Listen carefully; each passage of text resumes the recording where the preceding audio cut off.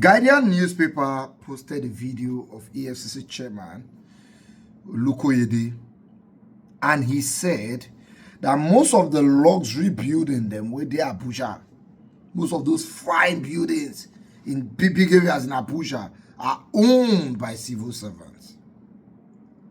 By every standard of life, there's no way civil servants will own that kind of house. You know, guy want to one by every legal way. It's not possible. So the question is, how are they making this money to own some of these buildings? He said that the civil servants are more corrupt than the politicians. And I have said it here before. Every time we go on protest and protest against bad governance, civil servants not they join us. The reason is simple. Let me play this video first. There is no doubt in the fact that we have corruption in our public service. Okay. Structures. That's not that. But I tell you also, the private sector is also as bad as the public sector. Okay. From the clinical work that we have done. Yes. But coming to public service, and that's where, when I was addressing the issue of cybercrime, maybe I still want us to talk about that. This issue of attacking the Efcc that we are just doing yahoo. I still want us to address that. But coming to the question, we discovered that it is extremely difficult for a political class to steal money without the connivance of, from our own point of view, we call them establishment people. Okay. They are always there. Political appointees will come and go. Yeah. These guys are always there. And I give you an example, a typical example. We investigated a particular ministry. The minister there, and we are prosecuting him. We discovered that about 33.something billion was stolen. Okay. Only 3.something billion were able to trace to the minister. Yeah, the rest. The remaining 30 by the director of finance, director of procurement, director of this, director of that, the establishment people. And so when you look at the amount of the money stolen by establishment people, it's much more than the political. And that is the truth. That's the truth. Don't you think the minister just kept the money with them? No, if we trace money to people and they use it to buy house in their name, and we discover the money in the accounts of their children and their cronies, and in the course of making statement, they didn't deny that the money belongs to them. If they had mentioned the name of the minister and in the course of making statement, they would have said, okay, they were just accessories, either to or after the fact.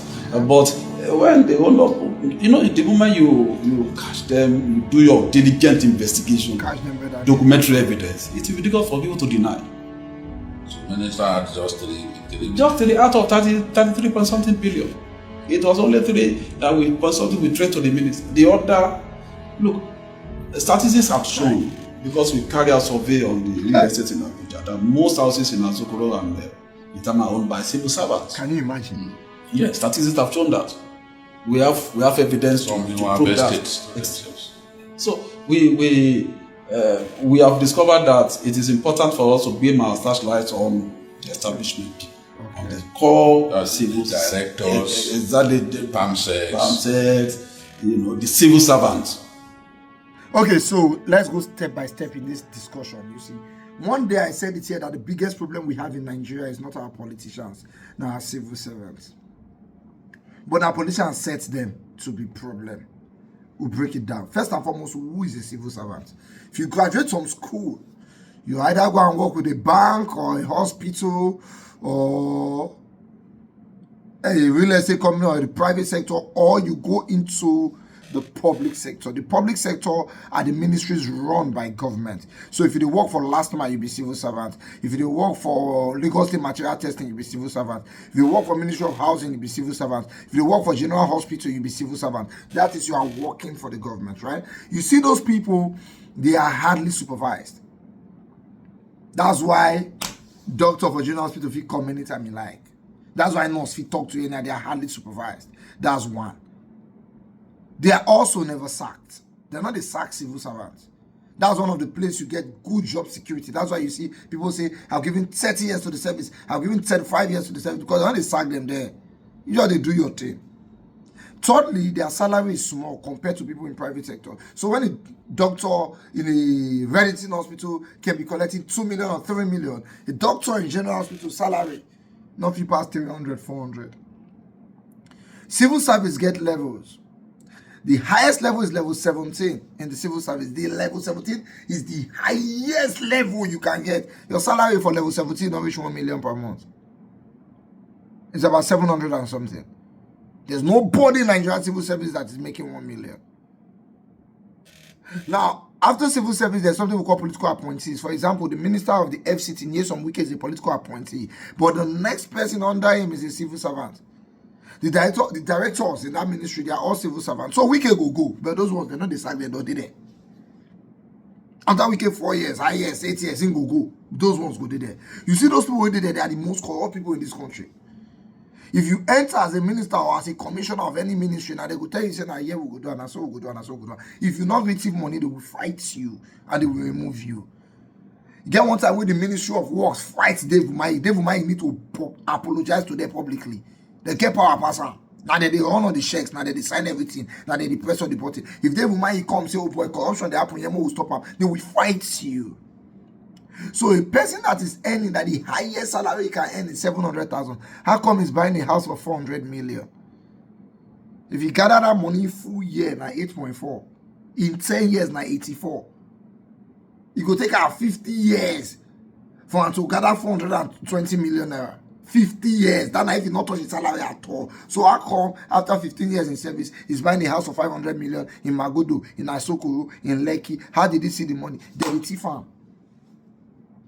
They find loopholes to make money. In every ministry in the country, those loopholes are very important to them. So when they complain about bad governance, you know, concern them. Because now the governor, they assist the politicians to run the bad governance. Now they assist the politicians to siphon funds. Those people in civil service. But my question is, why will you even put somebody in civil service and tell the person that the highest salary can earn is 700,000 and expect the person not to steal? 700,000 will not carry me in 1 week. 1 week, you know, carry me. Not beside the live extravagant life and they drive normal motor. In average Nigerian family now, say you marry a wife, you born 2 children, the family should earn at least 1.5. So even if you are a top director general in the Ministry of Works and your wife is another top director in the Ministry of in any other ministry, the two of you together cannot live more than a 2-bedroom life. So by the time you retire, what will happen to you? They'll say they will pay you pension. Pension, what would they see people who retire? They're not the fee collect. And you expect the person not to steal. Government have set it in a way where the civil servants must steal. And the civil servants have set it in a way where they need the politician that is stealing. So the two of them are working symbiotic. We must have a useless politician and a corrupt civil service for that their industry to flourish. They will never allow Nigeria to be good. If the Efcc is ready, the Efcc cannot be ready alone. The federal government also has to be ready. Knock a civil servant salary up. Let him earn well. You can't be giving people 120,000 per month and say they should not steal. Let them earn well. Then when they earn well, you put the penalty for corruption to be life imprisonment. That's where you have made sure the person does not have an excuse. A civil servant should not be paying school fee. There should be schools designated for their children, from police to army to people in different ministries, so that they're not thinking about that. That's why if they work for Shell, they will commot healthcare wala for your neck. The company they pay HMO for you. They will commot education wala for your head. The company they send your children go to school, so that you can focus on the job. That's what we need to do for our police and our civil servants. Remove basic expenses from them. Give them shelter. Give their children education, help them handle health care, then let them work. The lowest a civil servant should be earning in Nigeria should not be less than $500. $500 is about 800,000 naira today. That's the least a civil servant should be earning in this country. So that I can live a normal life. That's what they call living wage. If you are earning less than 500,000 today and you get wife and children, you are not living, no. You are existing. But it's not your fault, not the way the country don't be. You go police station, DPO. If you get close to DPO, may and gist, you will find out say the money take the paint the station and they walk out. If fans spoil for that station at DPO, if shares spoil at DPO, how much be salary? Not even reach 300,000. You expect us to not set roadblock. The country is just designed in the way it must feel. Somebody said Nigeria is an organized crime scene. The only way you can survive here is to commit crime. Now God just help some of us. When we, now wow, God help us.